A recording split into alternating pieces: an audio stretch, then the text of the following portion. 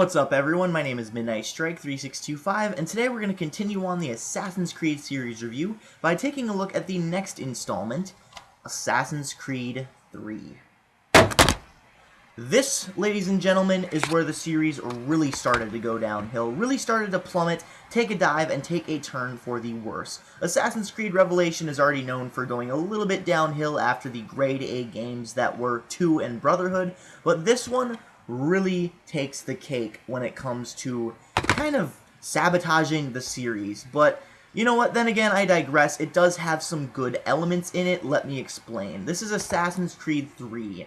This takes place in the Revolutionary War setting, so already this is an interesting yet odd choice of a backdrop for an assassin game, because most people used guns by this point. Not a lot of people really used blades, not a lot of people really used stealth and secrecy in these times, but I suppose, you know, for an assassin order, just an assassin brotherhood, just kind of laying low, out of sight, out of mind, you would think that maybe it could work. So that would work, except for there is only 2 assassins, Achilles and his apprentice Connor. So the Assassin Order, the Assassin Brotherhood, has all but been wiped out clean, and the Templars once again rule the land, so we're basically back in Revelations, but with less assassins, because in Revelations, if you remember, the Templars controlled all of Constantinople, so I don't know how the Templars are getting so much control over everything, and they keep upping the ante, giving the Templars more power per game, and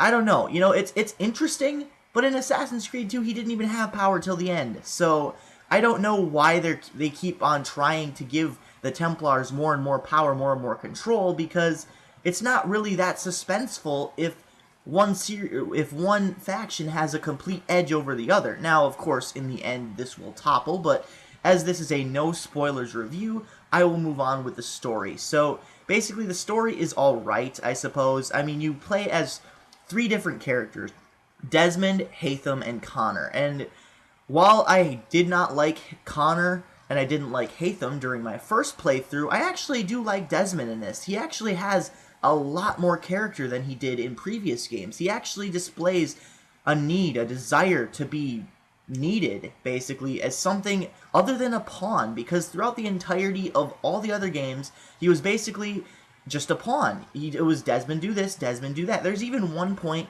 where he tells his dad to go into the Animus, but this, of course, is overlooked. They should have done that. They should have put his dad in the Animus. He has the same memories. Why couldn't they have done it? And then he basically punches his son. There's no reason for that. I don't know why they put that in there if he wasn't actually going to go in the Animus. So, aside from that little bout, all the character development with Desmond is actually really good. So, I actually really enjoyed that part. The weird thing is, though, when you go on the Desmond missions in the real world, in the present-day sequences, well, not sequences since it's not Animus, but the present-day missions, it has Animus markers, like for the notoriety. I don't know why the real world would have Animus markers. That was supposed to be kind of one of those things where when you're in the real world, there are no markers. But then again, it would be very confusing if they did not have it. So they chose to put the Animus markers for notoriety, for if people can see you or not, you know, when the thing turns yellow and it slowly turns red above the people's head, the meters. But they did not choose to put in the blend markers, so when you are in a crowd, the little dot above your head showing that you're actually blending won't show up.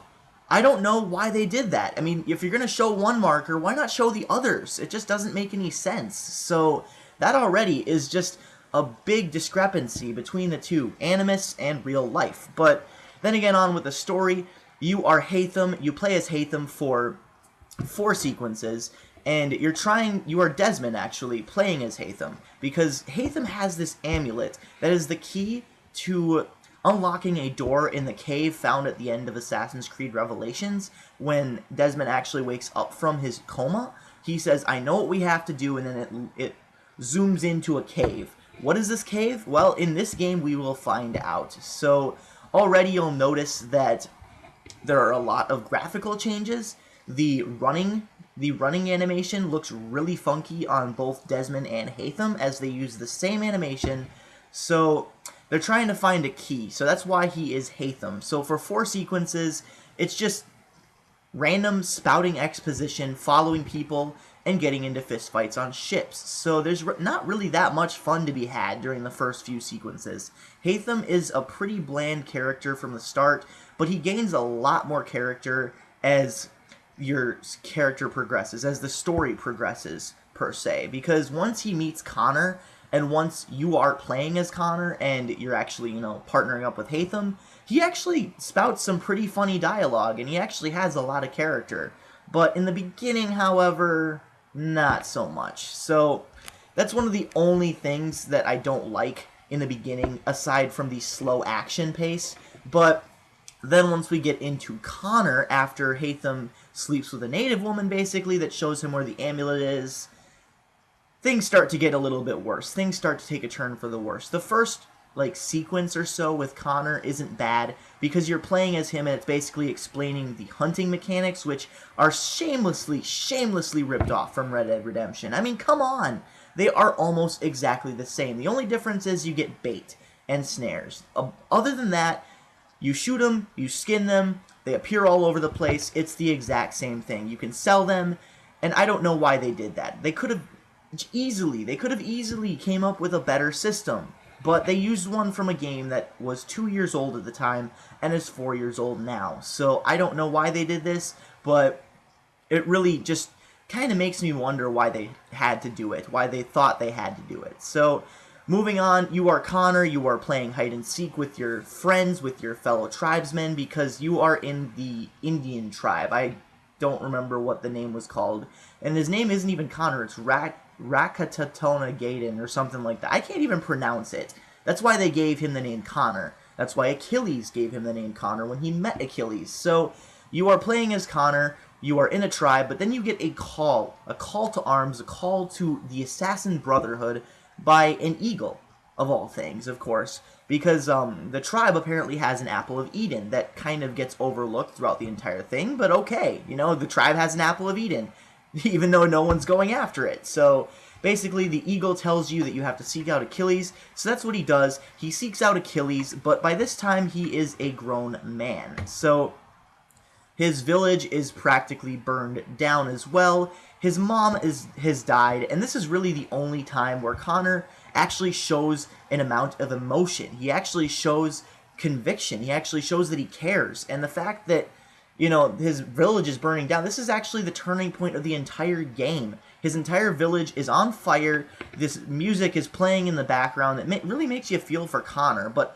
aside from that, though, it doesn't make you feel for him. He's a stoic, non-existent, non-emotional character. He's probably the blandest assassin in the entire series, with the exception of Hatham in the beginning. What I really didn't like was, even in the beginning with the tutorial as Connor, when you're trying to tear down wanted posters and influence popular opinion by swaying the media in your direction, Connor is very, very dull and dim-witted in this. He asks, well, why can't we just go into the guard precinct and explain my innocence? Well, why can't we just explain the innocence? Why do we have to lie to get through society? And he's such a do-gooder that it's just like, man, if Boy Scouts were existent back then, you should join it. You should definitely join it, because you would be a perfect candidate. It's so jarring after Ezio and after Altair even had a lot more personality than this stoic dimwit, basically. Connor is a dimwit. He is disrespectful to his mentor, respectful to the people who actually did burn down his village, and Charles Lee, the main villain in the entire series, actually turns out to be the good guy in the beginning 4 sequences. So you have to kill a guy who basically didn't have anything to do with the death of your people, which is all he cares about in the beginning. So there's no point to the entire game. I don't get it. You're going after the people who burned down your village. You find out that someone else did it, and yeah, just it's bad. So aside from that, this game doesn't know whether it wants to cater to noobs or if it wants to be frustratingly difficult, because on one side it has the noob markers, the noob Call of Duty arrows, where it tells you where every single mission is and how far you are from it, and it holds your hand all the way up until then. But then, once you get to the mission, the gameplay mechanics and the glitches and everything aside from that really take hold and make it a frustratingly bad experience. Like, for example, I was riding a horse.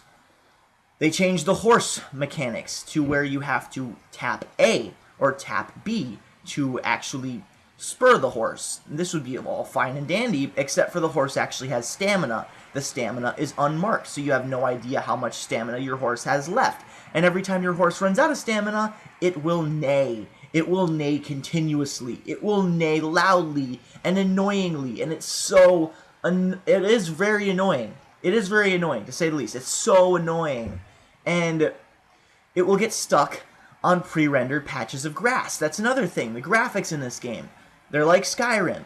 Awesome to look at from afar, really shitty up close. Because when you go up close to, say, a bush or something, it's so lazy what they did. They took a bunch of pictures, like flat images of bushes, and just put them at different angles to make it look like it pops out. It's like a freaking pop-up book. It looks like cardboard. And this is especially evident when you're climbing up the trees for the viewpoints, which is another criticism that I have. When you're climbing up the trees for the viewpoints, you have no idea of knowing where the synchronization point is, because each and every branch blends in with each other. There's no way of knowing. So I found myself, for the first time in the Assassin's Creed series, not looking for viewpoints, not actually getting viewpoints, unless they were on a tower.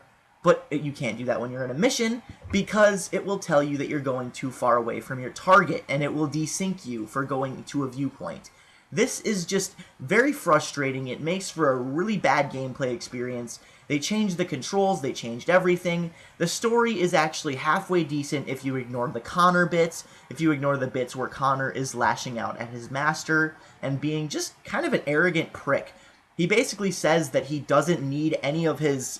He doesn't need to give Achilles credit for training him. He doesn't need to give Achilles credit for anything. That Achilles hasn't done crap and has been lazy at the Davenport homestead. And you know what Achilles says to this? Good, well, you can leave your robes, your blade, and the years of training that I left you at the door when you leave. So that pretty much was it. I found myself rooting for the Templars half the time. I don't know about you guys if you've played it or not, but if you haven't, I would skip it. I would definitely skip it and move to Black Flag if you're not a huge fan of the series. But then again, I digress. Overall, I feel like this game has some merit. It actually makes you feel like you're in the American Revolution, for one. It actually does a very good job at setting the colonial backdrop as the main setting for the actual game and for the actual plot. So it feels like you're actually in the era that they're specifying. The hunting, the buying stuff, the trading skins, while that stuff may be ripped off from Red Dead Redemption, it actually does fit somewhat in this game. So with that, I will probably rate this game... I don't know if I'm going to rate it a 5.5 or a 6. Probably 6. I mean, it does a good job of making you feel like you're in American Revolution. The Desmond sequences were pretty fun, but a lot of shit in this game doesn't make sense. This is the worst Assassin's Creed game yet. It's worse than the first one. It's not as good as, say, its portable counterpart. It's more fun to play as Evelyn in New Orleans than it is to play on the actual console one. How sad is that? So, 6 out of 10. This is Midnight Strike 3625. Keep calm and rock on.